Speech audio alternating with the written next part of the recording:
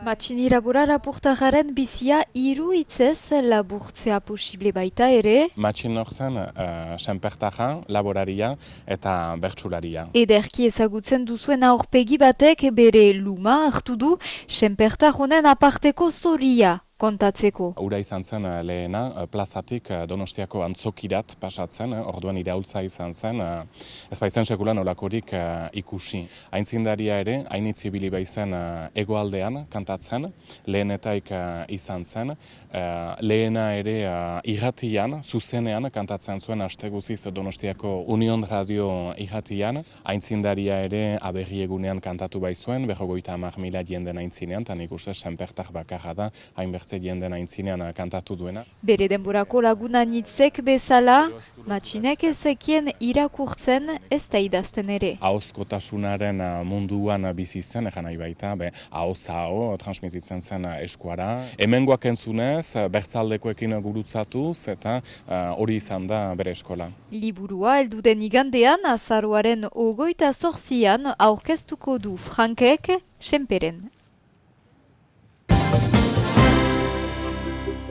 16 bertsu badire, eta oik dira nik uste liburuaren bizkarrezurra. Bertsua izan zen Bizkarrezur Frank Dolozorek idatzi Matxin irabolaren liburuaren aurkezpenean, bai liburutik baita ere ondotik xahar gazten arteko bertsu saioan.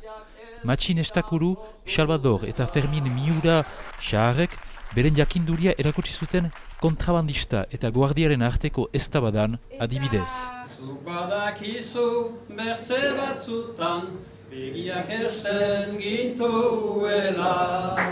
Begiak etxita zinuten zuek gehienik irabazten.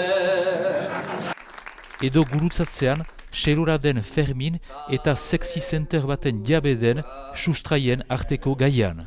Zuk pekaturik egin ezean, zer konfesatuko duzu. Ez diote janen konfesioko hau sekretuak dirata. Batzu alare gehiago daitezke trebeak. Kuadroetatik hartu dugu kolorea.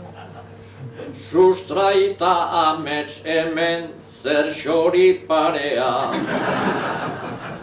Ara hor Salvador bat, besteari bea. Donibaren 2000 lagun biltzea posible da, herri txikietan 100 biltzeko gai garelako, ez? Eta hau gabe nekez egin liteke bestea, ez? Beraz, garbi dugu gure oinarri hau dela. Joan lekurat eta aski leku diferentetan atximaten dira olako jendiak, bertsozaliak dienak azkenian, eskualdun garbiak eta gostotenak bertsuekin.